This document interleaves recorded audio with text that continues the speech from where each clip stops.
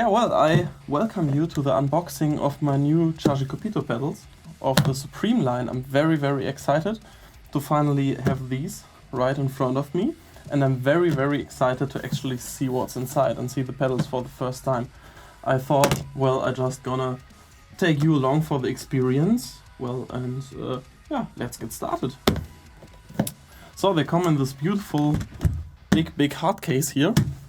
And let's just open it.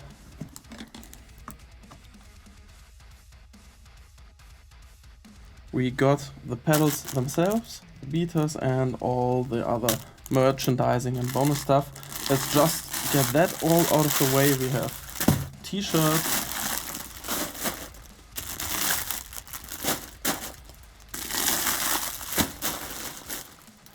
and a nice hat. Okay.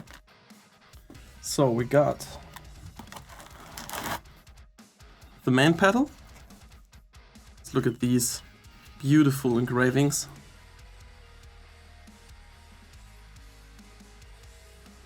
Damn, they're quite heavy. Second pedal, slave pedal. My two beaters.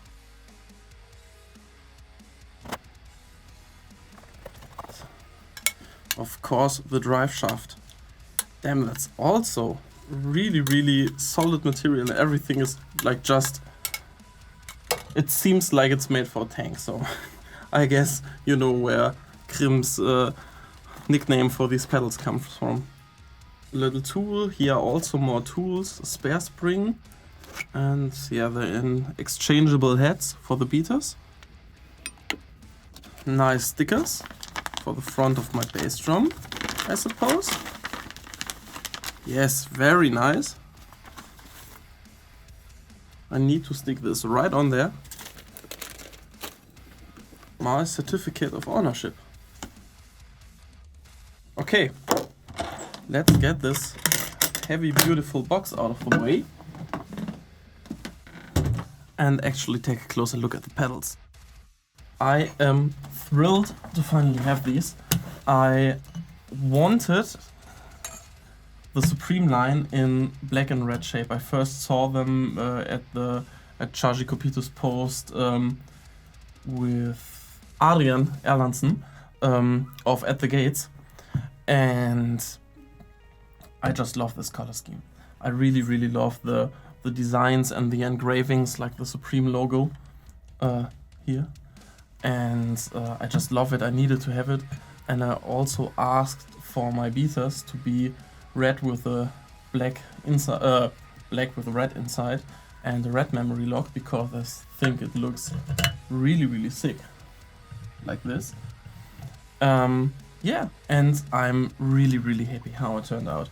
So I guess I am going to throw them on the practice pad for the first run with factory settings. Just try them out really briefly, and then get them on my main kit, get the triggers, and set them up to my liking. And I'll see you guys with I think some little clips and my final experience then.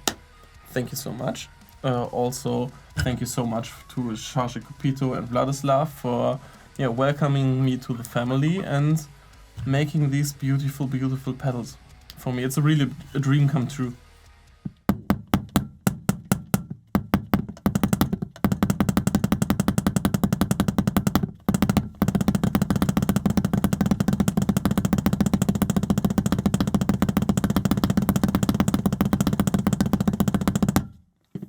So, hello and welcome back to my final impressions of my new Czarcie Kopyto pedals.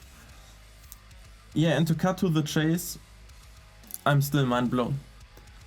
I expected a lot, having tried these on a few different kits from other owners, and I'm still blown away by the quality and the feeling you get with these pedals. You don't worry about settings changing or something feeling off, because you just get them out of the case, put them on, and they feel awesome in like every setting. As a drummer who plays a lot of heavy metal and fast stuff, but also other music genres that require less double bass and more of a laid back feel, these pedals still are great at delivering that. You don't just have to go brrr on the double bass all the time, you just also can relax and play some more relaxed stuff, and they still fit this role.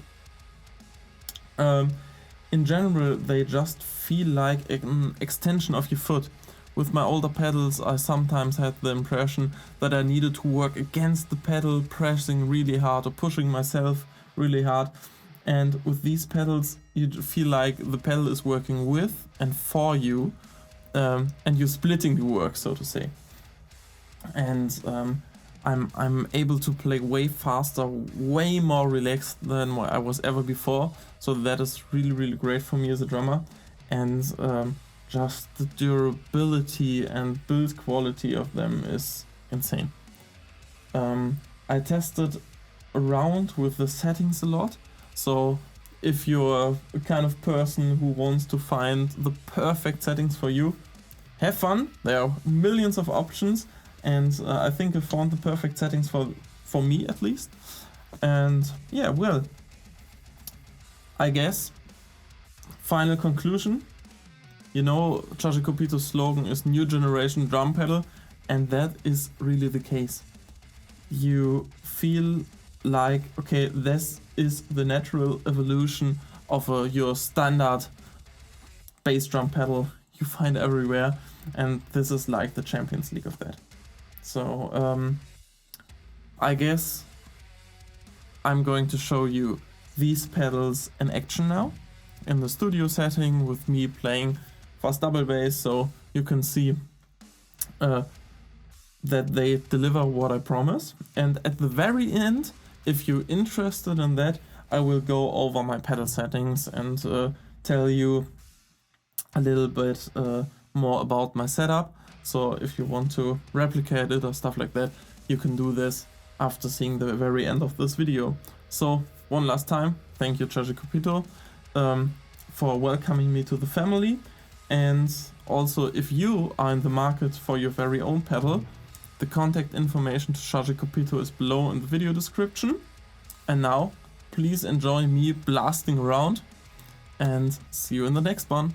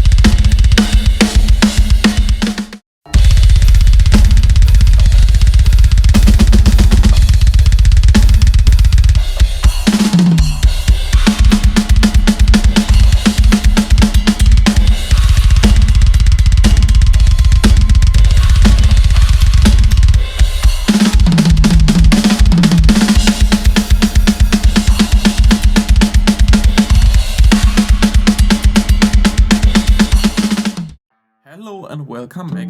If you are still watching this video, you are interested in my pedal settings, and yeah, I will give you a quick rundown of them. The most important matter, spring tension, is at 9 out of 11. I was feeling like with 11 I had to work too hard to get them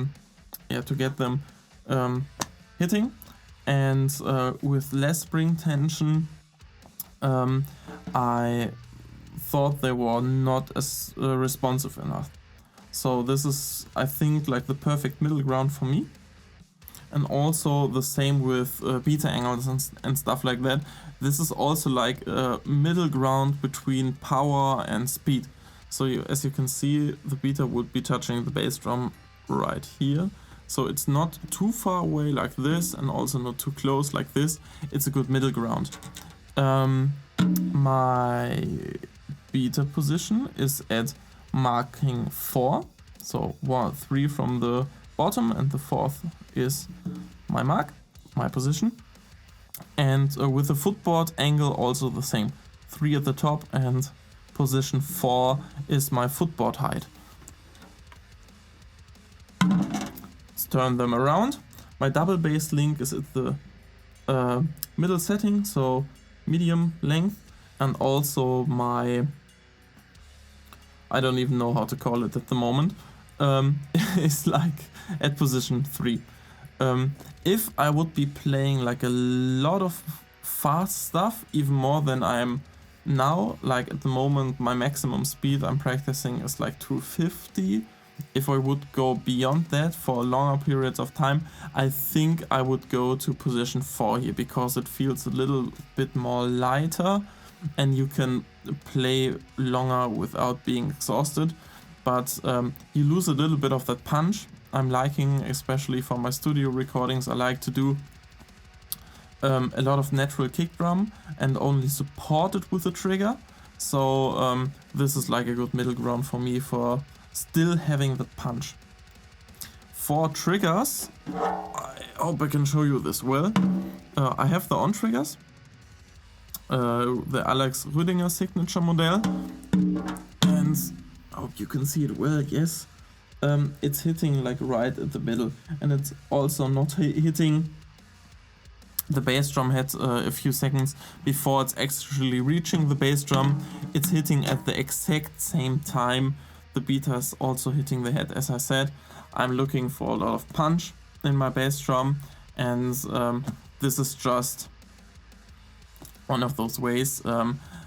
I don't need them to hit any further away, trigger any further away. So this is like, I think, the best settings for me. I'm really happy with them, and I can play really comfortable at, doesn't really matter what speed.